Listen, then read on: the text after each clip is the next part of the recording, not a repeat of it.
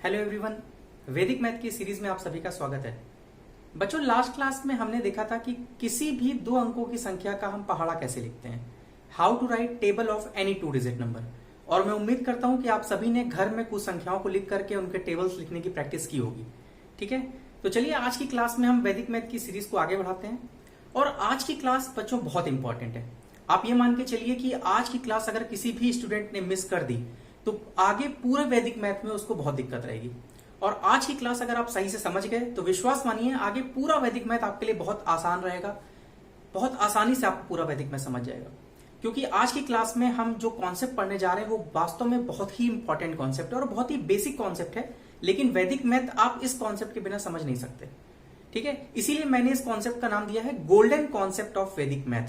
तो आज की क्लास में जो हम पढ़ने जा रहे हैं इसका नाम है गोल्डन कॉन्सेप्ट ऑफ वैदिक मैथ। ठीक है, तो हेडिंग डाल दीजिए गोल्डन कॉन्सेप्ट ऑफ वैदिक मैथ। गोल्डन कॉन्सेप्ट ऑफ वैदिक मैथ। वैदिक मैथ का गोल्डन कॉन्सेप्ट। अब बेटा इसको ध्यान से समझिएगा। देखिए, वैदिक मैथ में दो गोल्डन कॉन्सेप्ट्स होते हैं। There are two golden concepts in वैदिक मैथ। पहला जो गोल्डन कॉन्सेप्ट है उसका नाम होता है बेस, या हिंदी में इसको हम बोलते हैं आधार। और दूसरा जो गोल्डन कॉन्सेप्ट होता है उसका नाम होता है कॉम्प्लीमेंट, या हिंदी में इसको बोलते हैं पूरक। तो चलिए मैं नोट कर लेता हूं, आप भी नोट करते रहिए। तो वैदिक मैथ में टोटल दो गोल्डन कॉन्सेप्ट होते हैं। There are two golden concepts in वैदिक math. Two golden concepts. First concept is base. ठीक है, इसको हिंदी में बोलते हैं आधार। And second concept is complement.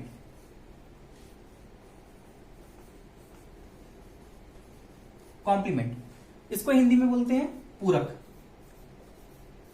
देखिए, मैं हिंदी और इंग्लिश दोनों टर्मिनोलॉजी का यूज इसलिए कर रहा हूं क्योंकि यहां पर बहुत से बच्चे ऐसे होंगे जो यूपी बोर्ड के होंगे तो उनको हिंदी समझ में आएगी।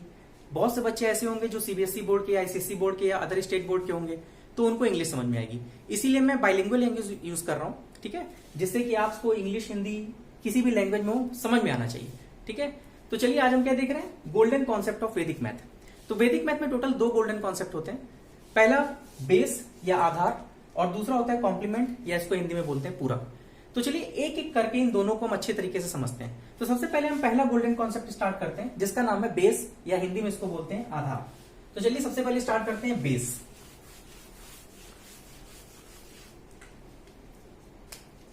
तो पहला गोल्डन कॉन्सेप्ट है बेस या आधार।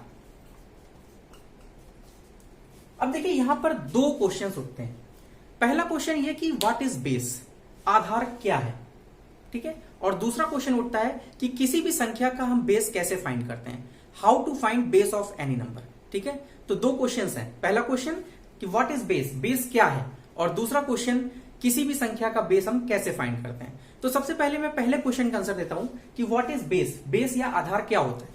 देखिए, ऐसी संख्याएं जो 10 टू द पावर n के फॉर्म में होती हैं, ऐसी संख्याएं जो 10 टू द पावर n के फॉर्म में होती हैं, 10 की घात n के रूप में होती हैं, ऐसी संख्याओं को हम बेस बोलते हैं या आधार बोलते हैं। क्लियर है, यहां पर n एक इंटीजर वैल्यू होती है। Integer, n is an integer. Hindi में इंटीजर को बोलते हैं पूर्णांक। आप सभी जानते होंगे पूर्णांक क्या होता है। पूर्णांक मतलब होता है काउंटिंग, गिनती, 1 2 3 4 5 6, इसी को हम इंटीजर बोलते हैं या पूर्णांक बोलते हैं। ठीक है, तो ऐसी संख्याएं जो 10 टू द पावर n या 10 की घात n के रूप में होती हैं उनको हम बेस बोलते हैं। यहां पर n एक इंटीजर वैल्यू होती है। देखिए n की वैल्यू यहां कुछ भी हो सकती है, 1 2 3 4। सपोज अगर हम n की वैल्यू यहां पर 1 रखते हैं तो बताइए, अगर हमने n की वैल्यू 1 रखी तो बताइए इसकी वैल्यू क्या हो जाएगी, 10 टू द पावर 1, n की जगह 1 रखिए, 10 to the power 1। 10 to the power 1 का मतलब क्या होता है, 10। क्लियर, अगर हमने n की वैल्यू यहां पर 2 रख दी, ठीक है, तो अगर n की वैल्यू 2 रखेंगे तो यहां n2 रखिए तो क्या हो जाएगा, 10 to the power 2। 10 to the power 2 का मतलब 100। इसी तरीके से अगर हमने n की वैल्यू 3 रख दी तो अगर हमने n की वैल्यू 3 रखी है तो यहां 3 रखिए, 10 to the power 3। 10 to the power 3 का मतलब 1000। इसी तरीके से अगर n की वैल्यू 4 रख देंगे तो यहां 10 to the power 4। 10 to the power 4 का मतलब 10,000। इसी तरीके से n5 रखेंगे तो ये 1 लाख, 6 रख देंगे तो 10 लाख। तो कहने का मतलब ये है कि ये जो 10, 100, 1000, 10,000, 1 लाख, 10 लाख, ये जो वैल्यूज होती हैं वास्तव में इन्हीं को हम बेस बोलते हैं, आधार बोलते हैं। क्लियर है? तो पहला क्वेश्चन मेरे ख्याल से क्लियर हो गया होगा कि बेस क्या होता है। ऐसी संख्याएं जो 10 टू द पावर n के फॉर्म में होती हैं उन्हें हम बेस बोलते हैं, या मोटे मोटे शब्दों में हम बोल सकते हैं कि 10, 100, 1000, 10,000, 1 लाख, 10 लाख, 1 करोड़, 10 करोड़, ये जो संख्याएं होती है यही हमारी बेस संख्याएं कहलाती हैं, आधार संख्याएं कहलाती हैं। ठीक है, तो पहला क्वेश्चन क्लियर हो गया कि बेस क्या होता है। अब दूसरा क्वेश्चन जो कि बहुत इंपॉर्टेंट है कि किसी भी संख्या का बेस हम कैसे निकालते हैं। ठीक है, तो चलिए एक एग्जाम्पल देखते हैं। अब हम सीखने जा रहे हैं कि किसी भी संख्या का बेस हम कैसे निकालते हैं, how to find base of any number. देखिए मैं यहां पर एक टेबल बना रहा हूं। ठीक है, एक तरफ मैं लिख देता हूं संख्याएं, नंबर्स, और दूसरी तरफ हम इनका हम बेस निकालेंगे, आधार निकालेंगे। ठीक है, अब जैसे मैंने फॉर एग्जांपल एक संख्या लिख ली 8, और मैंने बोला कि इस 8 का बेस क्या होगा। ठीक है, तो देखिए किसी भी संख्या का बेस हम कैसे निकालते हैं। देखिए यहां पर हमने क्या कहा कि 8 का हमें बेस निकालना है, तो ध्यान रखिएगा जिस भी संख्या का हमें बेस निकालना होता है, तो बेस निकालने का तरीका क्या होता है कि जिस भी संख्या का हमें बेस निकालना होता है हमें उस संख्या से बड़ी और इस संख्या के सबसे नजदीक कौन सी बेस संख्या होती है वो लिखा होता है, वही हमारा आंसर होता है, वही हमारा बेस होता है। जैसे फॉर एग्जांपल आप समझिए अगर नहीं समझ पाए, जैसे मैं जानता हूं, देखिए बेस क्या होता है, हम जानते हैं बेस क्या होता है। जैसे मैंने कहा 10, 100, ठीक है, 1000, 10,000, यही तो बेस संख्याएं होती हैं। अब बताइए मैंने कहा 8 का बेस निकालना है, तो 8 का मतलब क्या हुआ कि 8 से बड़ी कौन सी संख्या होगी जो 10 टू द पावर n के फॉर्म में होगी और 8 के नजदीक होगी। तो अब खुद बताइए 8 से बड़ा 10 भी है, 8 से बड़ा 100 भी है, लेकिन मैंने क्या कहा कि 8 से बड़ी कौन सी संख्या होगी जो इस फॉर्म में होगी और 8 के सबसे नजदीक होगी। तो खुद बताइए 10 नजदीक होगा या 100 नजदीक होगा। तो सीधी सी बात है 8 के नजदीक क्या है 10, तो इस 8 का बेस क्या हो जाएगा 10। तो किसी भी संख्या का बेस निकालने का सीधा तरीका क्या है कि जिस भी संख्या का बेस निकालना होता है हमें उस संख्या से बड़ी कौन सी संख्या 10 टू द पावर n के फॉर्म में है और सबसे नजदीक है, वही उसका बेस कहलाती है। जैसे फॉर एग्जांपल एक एग्जांपल और लेते हैं, मैंने बोल दिया 73, मैंने कहा 73 है 73, इसका बेस बताइए। तो इसका बेस कैसे निकालेंगे कि इससे बड़ी कौन सी संख्या है जो इस फॉर्म में है और इसके सबसे नजदीक हो। तो बताइए 73 से बड़ी कौन सी संख्या, 10 तो छोटी हो गई, 73 से बड़ी कौन सी है, 100 है, 1000 है, 10,000 है, लेकिन 73 के सबसे पास में कौन सी संख्या है 100। 73 के सबसे नजदीक तो 100 है ना, 1000 तो दूर है, बहुत दूर डिस्टेंस है। तो 73 के नजदीक कौन सी संख्या है जो 10 टू पावर n के फॉर्म में है 100, तो इसका बेस क्या हो गया 100 हो गया।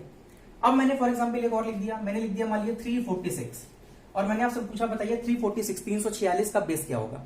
तो बताइए 346 से बड़ी कौन सी संख्या है जो इस फॉर्म में है और 346 के पास में है। तो सीधी सी बात है 346 से बड़ी कौन सी संख्या है जो इसके पास में है और 10 टू द पावर n के फॉर्म में है 1000।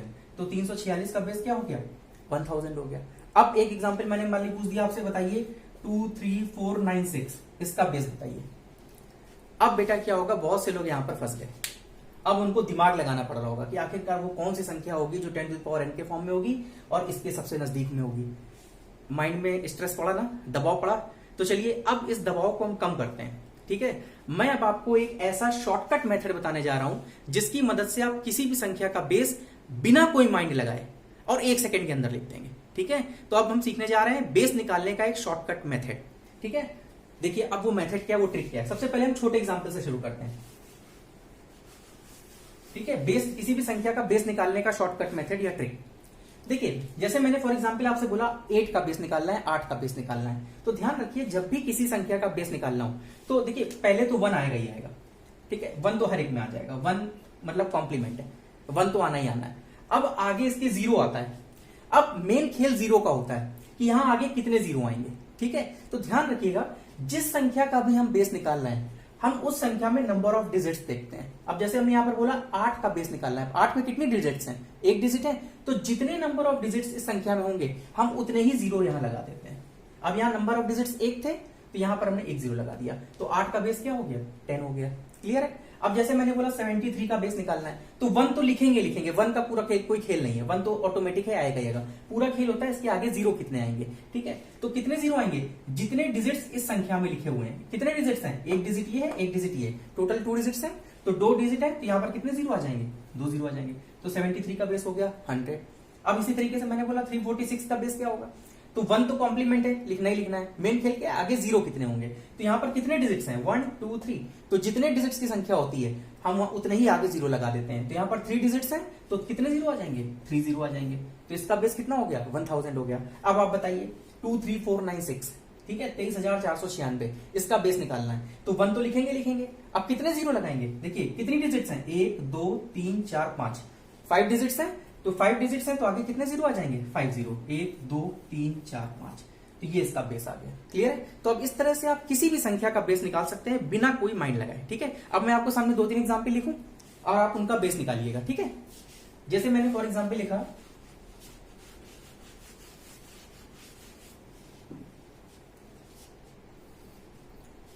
439614, ठीक है, इसका बेस बताइएगा क्या होगा। एक संख्या मैंने लिखी 23965, इसका बेस बताइएगा। एक मैंने लिखा 4341, इसका बेस बताइए। चलिए मैं आपको 5 सेकंड दे रहा हूं, इन तीनों संख्याओं के बेस आप लिखिए। ठीक है, उसके बाद मैं इसको बताऊंगा, आप इसको ट्राई करिए, इसके बेस कितना होगा।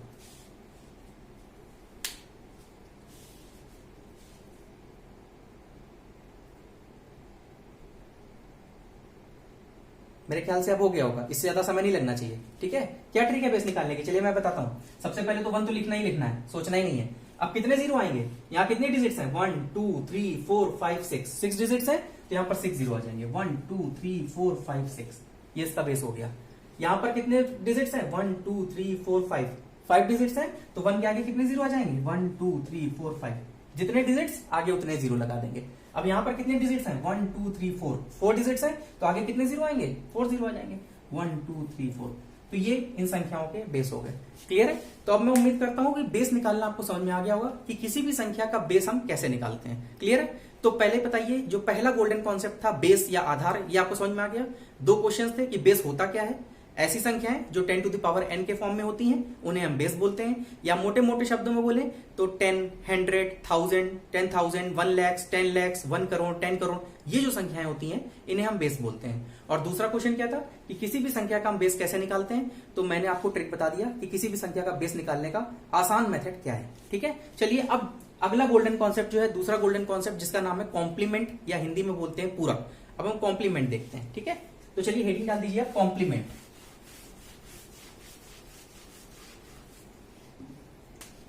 कॉम्प्लीमेंट, कॉम्प्लीमेंट हिंदी में बोलते हैं इसको पूरक। अब देखिए, जैसे बेस में 2 क्वेश्चन थे, पहला क्वेश्चन क्या था कि बेस क्या है, और दूसरा क्वेश्चन क्या था किसी भी संख्या का बेस कैसे निकालते हैं। वैसे ही सिमिलरली बिल्कुल कॉम्प्लीमेंट में भी 2 क्वेश्चन उठते हैं। पहला क्वेश्चन क्या कि कॉम्प्लीमेंट क्या है या पूरक क्या होता है, और दूसरा क्वेश्चन कि किसी भी संख्या का कॉम्प्लीमेंट हम कैसे निकालते हैं। तो चलिए सबसे पहला क्वेश्चन सीखते हैं, कॉम्प्लीमेंट क्या होता है। देखिए, इसको सीखने के लिए हम आपको एक एग्जाम्पल लेके चल रहे हैं। जैसे एक टेबल यहां पे भी हम बना लेते हैं। जैसे मैंने यहां पर एक टेबल लिखी नंबर्स, संख्याएं, दूसरा मैं यहां लिख रहा हूं बेस आधार, और तीसरी टेबल में लिख रहा हूं यहां पर कॉम्प्लीमेंट या पूरक। ठीक है, अब एक एग्जाम्पल के थ्रू हम समझने जा रहे हैं कि पूरक होता क्या है, कॉम्प्लीमेंट होता क्या है। जैसे मैंने फॉर एग्जाम्पल आपके सामने बोला, एक संख्या मैंने लिख दी 8, और मैं पूछूं बताइए इस 8 का कॉम्प्लीमेंट क्या होगा। तो देखिए, अब समझने की कोशिश करेंगे 8 का कॉम्प्लीमेंट निकालना है। देखिए पहले बताइए 8 का बेस क्या होगा। अभी हमने बेस निकालना सीखा है। बेस कैसे निकालते हैं, पहले तो 1 लिख देंगे, और कितने डिजिट की संख्या है 1 डिजिट की है, तो आगे एक 0 लगा देंगे। तो 8 का बेस कितना हो गया 10 हो गया। इसमें तो कोई दिक्कत नहीं, सबको समझ में आ गया ना। पहले हमने क्या लिखा, हमें निकालना है 8 का पूरक कॉम्प्लीमेंट, लेकिन सबसे पहले हमने क्या निकाला 8 का बेस निकाला। तो 8 का बेस क्या होगा 10 होगा, इसी को कोई दिक्कत नहीं है। अब बात ये आती है, देखिए हमने पूछा 8 का पूरक क्या होगा। अब समझिएगा पूरक होता क्या है। देखिए, किसी भी संख्या को उसकी बेस संख्या बनाने के लिए हमें जो भी डिजिट जोड़नी पड़ेगी। अब देखिए 8 को, इसका बेस क्या है 10 है, तो 8 को 10 बनाने के लिए हमें कितना जोड़ना पड़ेगा भाई, 8 से 10 कैसे बनेगा, 2 जोड़ना पड़ेगा ना। तो 8 को 10 बनाने के लिए हमें क्या करना पड़ेगा +2 करना पड़ेगा। ठीक है, तो किसी भी संख्या को उसकी बेस संख्या बनाने के लिए जो भी संख्या जोड़ी जाती है, यही जोड़ी गई संख्या इसका कॉम्प्लीमेंट कहलाती है या पूरक कहलाती है। तो ये पूरक की डेफिनेशन होती है कि किसी भी संख्या को उसकी बेस संख्या बनाने के लिए जो भी संख्या जोड़ी जाती है, यही जोड़ी गई संख्या इस संख्या का पूरक या कॉम्प्लीमेंट कहलाती है। तो यहां पर हमने पूछा 8 का कॉम्प्लीमेंट क्या होगा, तो 8 का कॉम्प्लीमेंट क्या होगा 2 होगा, क्योंकि 8 को 10 बनाने के लिए हमें कितना जोड़ना पड़ा 2। तो किसी भी संख्या को बेस संख्या बनाने के लिए जो भी संख्या जोड़ी जाती है, तो 8 को बेस मतलब 10 बनाने के लिए कितना जोड़ना पड़ेगा? 2 जोड़ना पड़ेगा। तो किसी भी संख्या को बेस संख्या बनाने के लिए जो भी संख्या जोड़ी जाती है, यही जोड़ी गई संख्या कॉम्प्लीमेंट या पूरक कहलाती है। क्लियर है? ये चीज किसी की दिक्कत? तो कॉम्प्लीमेंट तो समझ में आ गया क्या होता है। अब देखिए एक और एग्जांपल्स देखते हैं जिसके थ्रू आपको और थोड़ा कॉन्सेप्ट क्लियर होगा। जैसे मैंने फॉर एग्जांपल यहां पर आपके सामने मान लीजिए लिख दिया, ठीक है, ये टेबल आप बना लीजिएगा। मैंने मान लीजिए एक संख्या लिख दी 73 और मैंने पूछा बताइए 73 का कॉम्प्लीमेंट क्या होगा। ठीक है, इसी तरीके से मैंने एक और लिख दिया 349। ठीक है, हमने बोला 349 349, इसका कॉम्प्लीमेंट क्या होगा। तो देखिए कॉम्प्लीमेंट कैसे निकालते हैं। सबसे पहले तो इसका बेस निकालेंगे। 73 का बेस क्या होगा भाई? पहले तो 1 लिखेंगे। यहाँ कितने डिजिट्स हैं? 2 डिजिट्स हैं, तो 20 हो गया। 73 का बेस तो 100 होगा। क्लियर हो गया। अब 73 को 100 बनाने के लिए हमें कितना जोड़ना पड़ेगा? तो या कह सकते हैं 100 में से 73 घटा दो। तो 100 में से 73 अगर घटाएंगे तो कितना आ जाएगा? आप खुद बताइए। आएगा 27। भाई 73 में अगर हम 27 जोड़ देंगे तो हमारा 100 आ जाएगा। तो यही 27 क्या हो गया? इसका कॉम्प्लीमेंट हो जाएगा। क्लियर है? तो 73 का कॉम्प्लीमेंट क्या हो जाएगा? 27 हो जाएगा। इसी तरीके से मैंने पूछा 349 का बताइए कॉम्प्लीमेंट क्या होगा, पूरक क्या होगा। तो देखिए 349 का पहले बेस निकालेंगे। बेस कैसे निकालते हैं? पहले 1 लिखेंगे और कितने जीरो आएंगे? यहाँ पर जितने डिजिट्स हैं 3 डिजिट्स हैं, यहाँ 3 जीरो आ गए। क्लियर है? अब 349 को हमें 1000 बनाना है, तो 349 में कितना जोड़ दें 1000 बन जाए। या हम कह सकते हैं कि 1000 में से हम कितना घटा दें, 349 घटा दें, तो वही हमारा कॉम्प्लीमेंट हो जाएगा। लेकिन अब यहां पर भी देखिए आप लोगों को थोड़ी सी प्रॉब्लम होने लगी, क्योंकि जब आप थोड़ा 1000 में से 349 घटाएंगे ना, तो क्या होगा? आपको पेन पेपर का यूज करना पड़ेगा। और बेटा अगर पेन और पेपर का यूज करना पड़ गया तो वैदिक मैथ पढ़ने का क्या यूज है? ठीक है भाई, सीधी सी बात है, हम वैदिक मैथ पढ़ रहे हैं। वैदिक मैथ मतलब without calculation, without pen and paper. आपको पेन और पेपर का यूज नहीं करना है। तो देखिए अब हम कैसे, जैसे मैंने बेस निकालने का ट्रिक बताया था, अब हम आपको बताएंगे कि कैसे हम कॉम्प्लीमेंट निकाल सकते हैं शॉर्टकट मेथड से या ट्रिक से। ठीक है, तो चलिए अब हम देखते हैं कॉम्प्लीमेंट निकालने की ट्रिक। ये तो हमने सिखा दिया कि कॉम्प्लीमेंट होता क्या है, कि किसी भी संख्या को बेस संख्या बनाने के लिए हमें जो भी संख्या जोड़ी जाती है, वही जोड़ी गई संख्या क्या कहलाती है? कॉम्प्लीमेंट कहलाती है। लेकिन अब हम देखेंगे कॉम्प्लीमेंट निकालते कैसे हैं विद ट्रिक, शॉर्टकट मेथड। ठीक है, अब देखिए हम कॉम्प्लीमेंट निकालने का शॉर्टकट मेथड निकालते हैं। जैसे ये एग्जाम्पल हमारे लिखे हुए थे, ठीक है, इन्हीं को ले लेंगे 73 और 349। देखिए कॉम्प्लीमेंट निकालने का एक रूल होता है, शॉर्टकट रूल होता है। वो रूल आप पहले नोट कर लीजिए। ठीक है, वो रूल क्या होता है? Subtract all from 9 and last from 10। ये रूल होता है, always subtract all from 9 and last from 10। अब बहुत से लोगों को ये समझ में नहीं आएगा कि क्या बोला ये, लेकिन विश्वास मानिए, पहले भी नोट कर लीजिए। अभी एक एग्जांपल बताएंगे, आपको सब समझ में आ जाएगा कि ये है क्या। ये कॉम्प्लीमेंट निकालने का फॉर्मूला है कि always subtract all from 9 and last from 10। अब देखिए इसका मतलब क्या है, पहले नोट कर लीजिए, always subtract all from 9 and last from 10। अब देखिए मैंने एग्जांपल लिया 73 का। मैंने पूछा बताइए 73 का कॉम्प्लीमेंट निकालना है। 73 मैंने लिख दिया और मैंने बोला 73 का कॉम्प्लीमेंट निकालना है। ठीक है, देखिए कॉम्प्लीमेंट निकालने का शॉर्टकट मेथड मैंने क्या बताया? Always subtract all from 9 and last from 10। ठीक है, या पहले मैं बड़ा एग्जांपल लेता हूं। चलिए मैंने फॉर एग्जांपल पहले ले लिया 349। ठीक है, और मैंने बोला 349 का हमें कॉम्प्लीमेंट निकालना है। तो रूल क्या था? Always subtract all from 9 and last from 10। मतलब सभी डिजिट्स को हम 9 से घटाएंगे और जो लास्ट डिजिट होगी, लास्ट डिजिट मतलब जो यूनिक डिजिट होगी, या कह सकते हैं जो राइट मोस्ट डिजिट होगी, हमारे दाहिने साइड पे जो अंक होगा, उसको हम 10 से घटाएंगे। तो ऑलवेज सबट्रैक्ट ऑल फ्रॉम 9 मतलब हर एक डिजिट को 9 से घटाएंगे, तो इसको भी 9 से घटाएंगे, इसको भी 9 से घटाएंगे, एंड लास्ट फ्रॉम 10 आखिरी डिजिट को किससे घटा देंगे? 10 से घटा देंगे। तो घटा दीजिए, 9 में से 3 गया 6, 9 में से 4 गया 5, 10 में से 9 गया 1, तो 651। क्लियर है? तो 349 का जो कॉम्प्लीमेंट आ गया वो क्या आ गया? 651 आ गया। क्लियर है? तो इस तरह से हम किसी भी संख्या का कॉम्प्लीमेंट निकाल सकते हैं। क्या फॉर्मूला है? Always subtract all from 9 and last from 10। सभी डिजिट्स को 9 से घटाएंगे और आखिरी वाली डिजिट को हम 10 से घटाएंगे। ये फॉर्मूला बेटा सब्ट्रैक्शन में यूज होता है। जब हम सब्ट्रैक्शन टॉपिक पढ़ेंगे ना, तो देखिएगा इसकी मदद से हम बड़े से बड़े सब्ट्रैक्शंस को बड़ी आसानी से कर लेंगे। ठीक है, तो ये इसका यूज हम सब्ट्रैक्शन में भी करेंगे। अभी हम कॉम्प्लीमेंट निकालने में कर रहे हैं और सेम कॉन्सेप्ट का यूज होता है हमारा सब्ट्रैक्शन में भी। तो वो जब हम सब्ट्रैक्शन पढ़ेंगे तब देखेंगे। फिलहाल ठीक है, ये समझ में आ गया आपको। अब देखिए मैं फॉर एग्जांपल और लेता हूं एग्जाम्पल। जैसे मैंने यहां लिखा था 73 और मैंने बोला 73 का कॉम्प्लीमेंट क्या होगा। तो हमको पता है 73 कॉम्प्लीमेंट निकालने का तरीका क्या होता है, always subtract all from 9 and last from 10। तो घटा दीजिए, 9 में से 7 किया 2, 10 माइनस 3 7, तो 73 का कॉम्प्लीमेंट क्या आ गया, 27 आ गया। क्लियर है। तो अब किसी भी संख्या का कॉम्प्लीमेंट निकालना आप समझ गए, always subtract all from 9 and last from 10।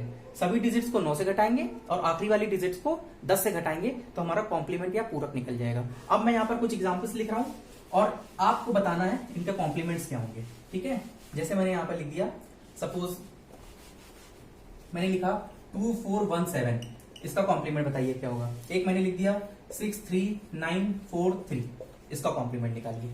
चलिए ट्राई करिए। अच्छा, आप लोगों को मैं 5-7 सेकंड दे रहा हूं, इसको ट्राई करिए। देखिए मैं तो आंसर बताऊंगा ही, लेकिन एटलीस्ट आप लोग भी ट्राई करिए। ठीक है, चलिए ट्राई करिए, 10 सेकंड दे रहा हूं।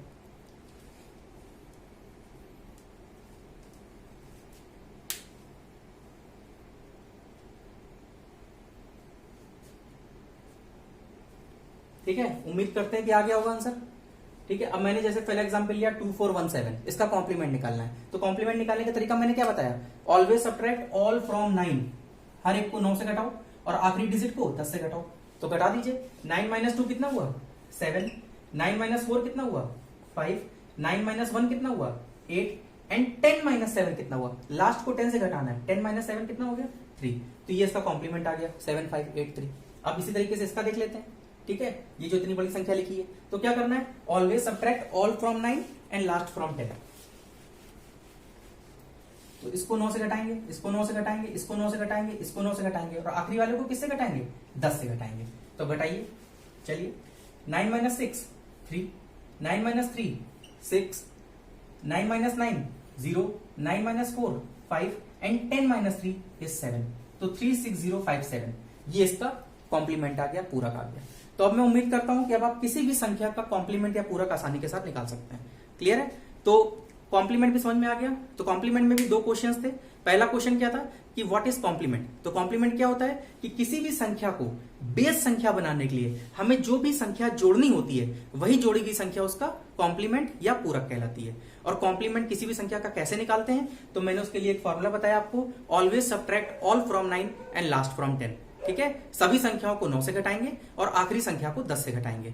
तो इस तरह से हम किसी भी संख्या का कॉम्प्लीमेंट या पूरक आसानी के साथ निकाल सकते हैं। तो चलिए, मैं उम्मीद करता हूं कि आज की क्लास में आपको जो गोल्डन कॉन्सेप्ट ऑफ वैदिक मैथ था, बेस और कॉम्प्लीमेंट, ये दोनों ही समझ में आ गए होंगे।